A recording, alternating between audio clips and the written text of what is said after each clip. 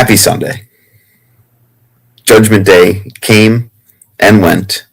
Welcome in to Olympic Ice, our final episode as we wrap up what was truthfully one of the best hockey games in a long time. The lizard people came through, not only for the United States, but for hockey fans for the most part. Slightly more in favor of the United States, of course. If you did miss it 20 minutes ago, Jack Hughes with the golden goal, the future messiah of United States hockey. 2-1, the final score in overtime, in the joke that is 3-on-3 overtime hockey for a gold medal. But I digress. Matt Merrifield, top half of Nick Bird's face. I mean, Nick, just air it out. I hurt myself today to see if I still feel. I focus on the pain. The only thing that's real. I don't know. This is a disaster. Terrible. 10 times worse than Thursday. The fact Thursday happened makes this even worse too. The fact we've lost both games in overtime, 2-1 final score.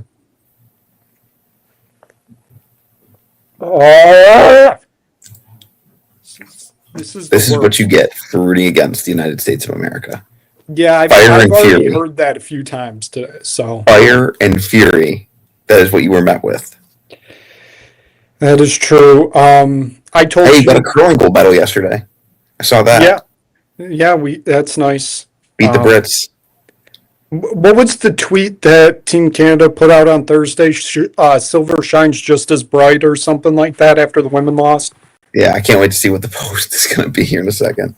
Guys, silver shines just as bright. I told you in between the goal going in and right now, I have 27 text messages waiting for me. We may just turn off the phone today. Not ready to face the music yet. Devon Taves, you're suspect number one, buddy. Put that in the goddamn net. You have a wide open net. How do you not put that in? What are we doing? Oh, my God. I did tell you right before we started, Shane Werenski was that close to being public enemy number one in the United States. And I will never forget that. Personally, because I'm not a huge Shane Werenski fan. My father and I were discussing at about the 12-minute mark about how the teams would handle shortening shifts and shortening the bench. And he asked if the United States went down to 5D, who would be the odd man out. I said Shane Werenski, but the problem is that he's going to be on the ice in overtime because he kind of has to be. And, well, I know they kept him on through regulation, and he was that close to just handing the puck over to Canada at the top of the circle. Now, somehow it made its way 195 feet down the ice and onto the stick of Jack Hughes on a 3-on-1. I mean, what a game. A beautiful game. My biggest gripe with the game, if you were watching on NBC or USA, whatever the actual channel it was on, because I was just watching on Peacock, Kenny Albert, man, I'm sorry. Not the number one voice of hockey. Just shouldn't be. And it's not his fault. He was thrust into the situation. But, like it wasn't even just the game-winning goal, which the game-winning goal call, I couldn't even tell you what he said.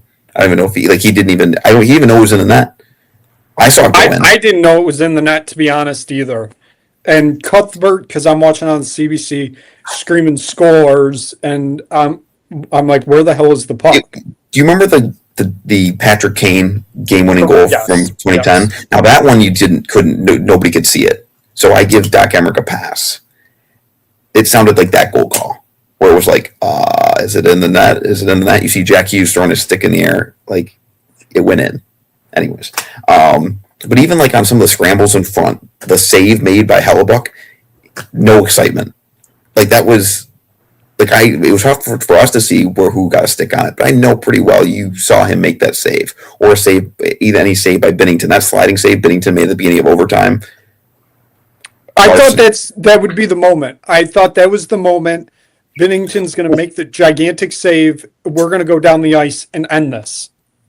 Well, in the intermission going into overtime, Tirico was talking with Bush, and he asked him about how goaltending would change in overtime, just in style of play, which it really doesn't. I guess it does. Bush came up with a good answer, I guess, to answer Tirico's question. I don't blame Tirico; he doesn't cover hockey, but he did bring up about a lot of 2-on-1s, and I thought Canada was going to win simply because Connor Hellebuyck is terrible moving left to right, and Jordan Binnington, that's honestly his strength, as we saw, and pretty much every big save he's ever made in his career is on those types of plays. He got beat on a breakaway earlier today, and honestly, and the shot he got beat on was a direct shot from Jack Hughes. Like, I looked at my dad and I said, the United States is going to have to win on a direct shot, whether it's from Jack or Quinn or something set up. A one-timer is not going to beat him on a 2-on-1, and Hellebuyck's the other way around, because we saw McKinnon walk in, and Hellebuyck comes to the top of the blue and makes a nice save to get a cover early in the overtime. So I don't know. Connor Hellebuyck, you did not. He got bailed out. He got bailed out. Best game of his career. That save, they're going to show the paddle save. That's a lucky save. Like let's call a spade a spade. He made some nice saves today. That is not one I'm going to look back and be like, that was a great save. Like, obviously, great effort to reach back for it. But Devontae's bear down. But then again, there was a couple chances that Matthew Tkachuk could have bared down. Austin Matthews sitting wide open in front of that. Shoot the goddamn puck. That's why you're there. Shoot the puck. But, the fact the game-winning goal was through the 5-hole too. Was it? I didn't even see it. I don't even think I've seen a replay yet. NBC didn't even show a replay. They kept showing Jack Hughes with no teeth in his mouth. I mean, yeah. It really sucks because that was actually a phenomenal game. It was a great game. For me, it's going to be tarnished forever now. Welcome to 2010. I'm aware. How it works. Welcome to MSU Kansas State 2023 all-time basketball game. And I can't look back on it because a guy who's now on government cheese with a 5'8" point guard and a guy who has a faulty heart beat A.J. Hoggard and Tyson Walker. That's how I have to remember that game. Anyways. Am I allowed to start the excuses machine that if Crosby was playing, they would have won this game? Stop. It would not have made a difference. You don't think it would have made a difference if he was out there in overtime? I don't think they won. They controlled the first period. The United States came out and played really well, and then once they went up 1-0, they decided they were just going to try and win 1-0. Which, great job, Sullivan. That's a great coaching strategy, guys. I texted it to you. It was the women's game, except the roles were flipped. The U.S. scored, made it 1-0, and then they started playing terroristic hockey, thinking that 1-0 is going to win the game. Yeah, I mean, and then I have a lot of thoughts on the game. I thought Hellebuyck, I texted you, Connor Hellebuyck in 3 years is going to be fucking useless for Winnipeg. He's like, he doesn't move well now. He's what, 30? How old is he? I want to say he's like 31 or 32. He is 32 years old. Yeah. Hell, make it 2 years. He's going to be bad. And I mean, Winnipeg's already not good, but whatever. He played his best game of his career, made the most saves of the year tonight. Great time for him to play the best game of his life. Binnington played tremendous. Was not the reason you guys lost. He was game 7 Binnington all over again.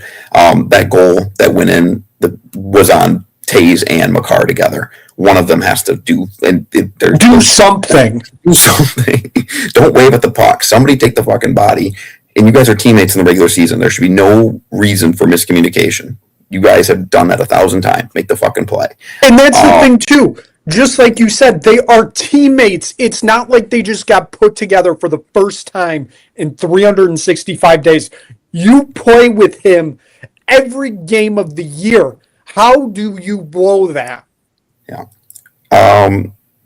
thinking about just overall from the game, on the Canada side, Cale Makar, I still think Quinn Hughes is the best defenseman in the tournament overall, but Cale Makar looks really good today, other than that one play. He was the guy in Canada that stood out the most to me. McKinnon was great. I thought Connor McDavid was quiet today. It's a game 7 for McDavid with later in the on game. His chest. Later in the game, overtime, he was better. Obviously, more time and space, puck on his stick. You're going to notice Connor McDavid on the ice. But first 2 periods, it was I was wondering, like, where is McDavid? When is he going to do something? So that is a little bit of concern. He's somebody that I guess can take a little bit of blame. The defense as a whole I mean, it was a 2-1 hockey game. So how much can you put it forward and put just bearing down and putting the puck in the back of the net? And the United States has plenty of chances too, where they just didn't score. I thought the U.S.'s depth was what kept them in the game, where other teams couldn't stay with Canada. It was the depth we talked about, that the United States could pretty much roll their forward lines the entire way. Even though JT Miller playing in that game made me furious, watching him scramble to the bench with 3 seconds left in the first period. There's 3 seconds left. Stay on the fucking ice. What are you doing? Where are you going? Like, why am I getting texts from Dick's Sporting Goods right now saying Team USA won the gold? Guys, I don't care. Sorry. I'm sorry I interrupted you. No, you're good. I was pretty much at the conclusion of my point. It's just, I don't know. It's No, like you said, the depth kept the U.S. in this game. I really don't know what else to say, to be honest. The amount of chances Canada had in the second and the third, this game should have never got to overtime. Like you said, Hellebuck played the game of his career. He's never going to have a moment like that again. No, he's not. But I don't know. We already went over it. Binnington isn't the reason they lost. It was just a quiet game by everybody you would need to have big games today. McKinnon wasn't outstanding. McDavid wasn't outstanding. Somebody told Marner that this was a game 7. Was Marner dressed? I'm not even kidding. Like McDavid, there were moments. The first time I heard Mitch Marner's name is in overtime. Suzuki won the draw against Trocheck off that whistle in the U.S. zone, and Kenny Albert goes, and Suzuki heads off immediately. Marner coming on. I was like, wait, he's still playing? He was nowhere to be found today. It's his normal playoff self. Somebody didn't tell him this was a throwaway game in Rochester, because that's the only time he shows up. And to think, not even 5 days ago, I said he's a great hockey player because he put the puck in the back of the net in overtime against Czechia. I knew that was a lie when I said it. And here we are now, proving himself again that he doesn't play in big games. You're not going to hear an argument from me. I'm furious as to how good Dylan Larkin was this tournament for the United States. But I am too. It further proves my point, though, that he is a good second or third line center on a elite team. Like, the Wings with him as their top center are never going to win anything. I know they're first in the Atlantic, second in the Atlantic at the moment. Who knows? The Atlantic is a mess. It's all a mess. This whole season's a mess. And now, at least I don't have to go back to watching Flyers hockey. Hopefully Macklin Celebrini continues to play well. Hopefully William Eklund wasn't eating bonbons the entire break, and we can get back to work. That's the other thing. The goaltending in the NHL here next week. Take the over. Yes. I don't know what it looked like 14 years or 12 years ago or 16 years ago, but I have to imagine there's going to be some issues stopping the puck. The big thing is, the players that have played today and yesterday, we're not going to see them until late next week. There's no chance they're throwing them in on Tuesday or Wednesday. Wednesday is when they're playing. Yeah, Wednesday we get Tampa and Toronto. It gives us our national televised game that brings us back. Wonderful. God, I don't want to go back to NHL hockey. This has been awful, awful experience. But now I gotta wait 2 more years for best on best. This is atrocious. Next year we're gonna have an All-Star game too. That's gonna be atrocious. Oh my! This is the worst. This is honestly the worst. I can't say that I agree, unfortunately, because this is kind of awesome. But I have to say, I always knew the United States was going to win a gold medal at some point. It was bound to happen. The streak was going to end. Now, I don't want to say I wanted it to end in 4 years because I wanted it to end 16 years ago in Vancouver. But like, still wish it would have ended in Vancouver because it feels great right now, but like the crowd wasn't what it was in Vancouver. And I mean, you knew that coming in. Italy wasn't going to have the same energy that United States or Canada crowd, hosting crowd would have had. Not having Doc Emmerich scream the game-winning goal. He scores!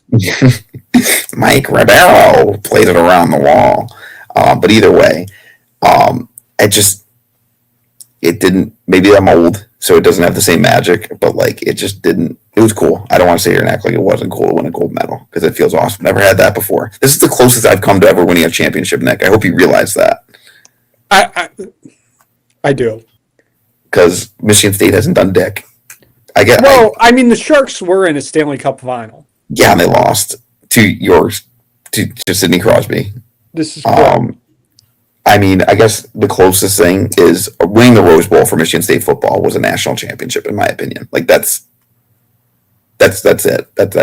That's a championship. Back in the olden days of college football, that's when it actually mattered. Back when football was a men's sport, before they were getting paid over the table. Now you sound like my father.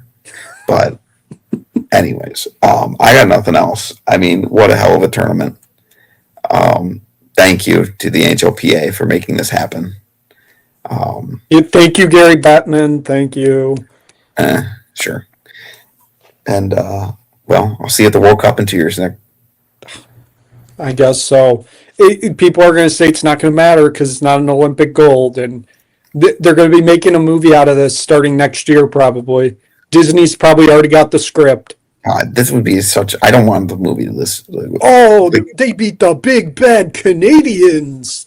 It's a miracle. A 30 for 30 is already rolling. 100%. This is awful. Is today's biggest loser in the United States Mike Ruccioni? Like, what's his claim to fame now? I mean, I guess it's still scoring the game-winning goal against the Soviets. Yeah, it's still obviously that, but I don't know. It's lost a little bit of luster, has it not? It probably has. I don't know. Obviously, people care. I keep getting text messages. I think people are just trying to make sure I'm alive at this point. They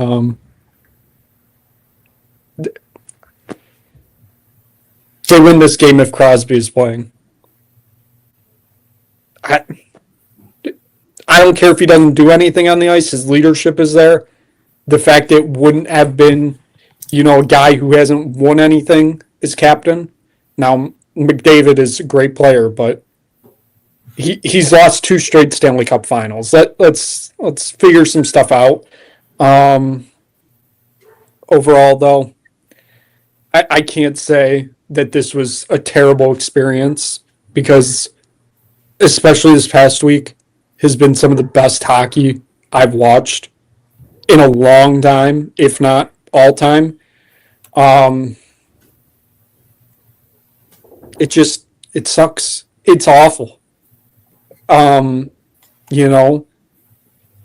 like I even had like feelings during the game. Like I'm like, the US is probably going to win this just with the way this is playing out. Like Canada just completely dominating, and Binnington's going to give up a fluke goal, even though that's not what happened. Overall, though, like when we went into overtime, I'm like, I don't have a good feeling about this. And my feeling came true. I hope we fix this in 4 years. When you this is a farce.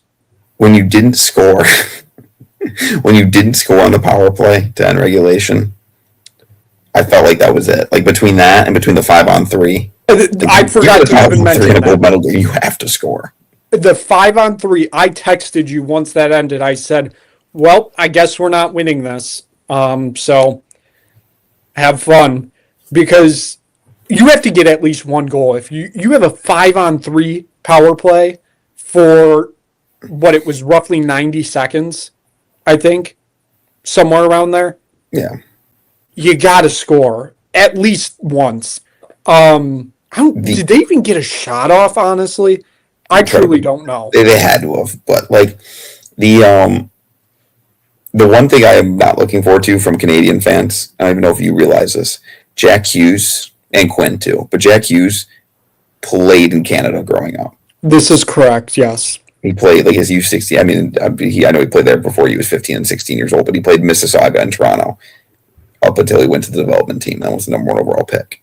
So I'm a little upset about that because I wish it was like, not that I wanted it to be Werenski or Larkin, but like literally anybody that just grew up and played in the continent, or not in the continental, but just in the United Well, I States. mean, he played in the continent. Well, he played So, continental North America, but played like I don't want Austin Matthews, who's from Arizona and played in fucking Europe. We don't talk about that. Nobody else does that besides Austin Matthews. What was that about? I truly don't, like, I forget that happened, and then I'm like, where did Austin Matthews play in the OHL, or where did he play in college? And then it's like, oh, he was playing in Switzerland. Yep. Like, what? Who does that? Yeah. Yeah. Well, I got nothing else to say. I can't wait for 4 years. See you in Nice.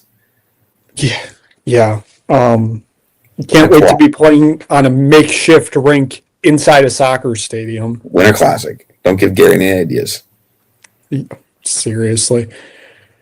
Hey, I've given Gary the idea of, for the World Cup, playing the U.S.-Canada game outside at the Big House, because it's close enough to the border, and that's the biggest stadium in North America that isn't a racetrack.